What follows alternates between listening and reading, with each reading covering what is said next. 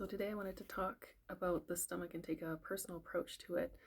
I have multiple instances where I was going through a major life change and I would get severe acid reflux. This is the only time I get severe acid reflux is if I'm deciding to make a big, more or less sudden change. So when the stomach isn't working as well as it should, you have acid breath in the morning and during the afternoon, cramps or burning sensation underneath your left rib, sometimes above the navel, your belly button. That appears with the rooster's crow, as they say, 4 or 5 in the morning. A burning sensation that can rise up towards the esophagus and send acid reflux into the mouth. Digestive problems such as feelings that your stomach is heavy and never empties out or feeling full too quickly at meals. Pains in your back between your shoulder blades, especially when you haven't had anything to eat. Repeated burping that briefly gives you the impression that it relieves the tension in your stomach. An increase in gastric problems if you eat sweet foods or drink alcohol. Discomfort in certain positions. When laying on your stomach, the compression of your stomach impairs your breathing and causes slight nausea. You can't keep your arms raised above your head for very long. You can't stand wearing clothes or belts that are too tight around the waist. So things that will show up, the stomach represents appearances, and the duodenum has more to do with your true being. The stomach reacts to our social life, and further down, the duodenum is affected by more intense emotional upheaval closer to the inner self. So things that you may experience is social stress. Any other things here? The image we project to others, problems with one's superiors. That's definitely a thing for me. What I do and not what I am. Appearances, the power of extroversion, heightened intolerance to frustration, poor self-esteem, lack of self-confidence in childhood.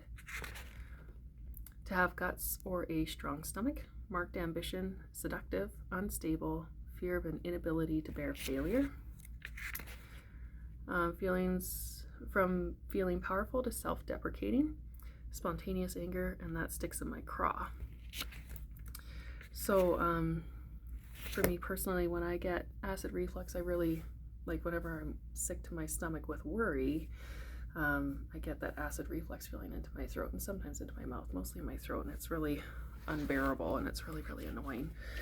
But I personally know that it's an emotional issue more than a health and stomach issue, right? But it's affecting my stomach due to the emotional association of feeling sick to my stomach and feeling like I have no control. If you want to go from Louise L. Hay's position, stomach holds nourishment and digests life, so I digest life easily.